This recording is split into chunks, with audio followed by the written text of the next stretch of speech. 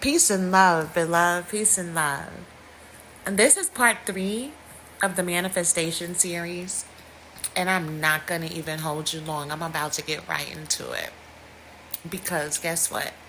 At this point, manifestation should feel a little different to you, right? Not exciting, not intense, just different. And it's because manifestation isn't about getting more. It's about living from a different place. So, here's the part that most people miss. Manifestation doesn't respond to what you want. It responds to who you're becoming. That's it. It responds to who you're being when you choose. Every day, you are voting for reality, right? With your reactions, and with your boundaries, with what you tolerate, with what you keep explaining. This is where everything comes together. Part 1 taught you that manifestation is alignment. Part 2 showed you why fear interrupts it. Part 3, this part right here, is about authority. You stop manifesting chaos when you stop negotiating with it. You don't have to negotiate. Not at all. You stop delay when you stop acting unsure of yourself. You stop manifesting cycles when you stop revisiting what already gave you clarity. If you already know, act on it. Stop going back to that same thought like you don't know. Stop replaying the same shit. Because it doesn't help your mentality either. Nor does it help your spirit. So here's the real shift. Manifestation stabilizes when you start treating your inner knowing as final. Okay, that's how it is. That's what it was. And that's how it's going to be. That's final. Stop going back and forth with yourself because there's no need to, beloved. Once you have clarity on a situation, an issue, relationship, whatever may fall under that category of clarity, once you have clarity, that is what stabilizes your manifestations. But once you have clarity, you do not go back to revisit the situation. So, manifestation stabilizes when you start treating your inner knowing as final.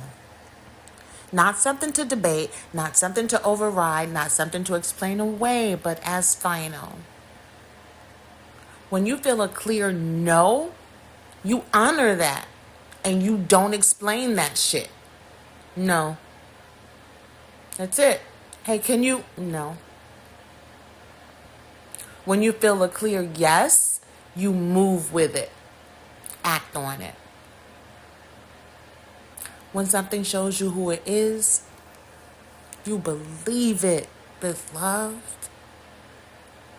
Because most of us have an issue where we don't want to believe it. And I understand that because I was there too.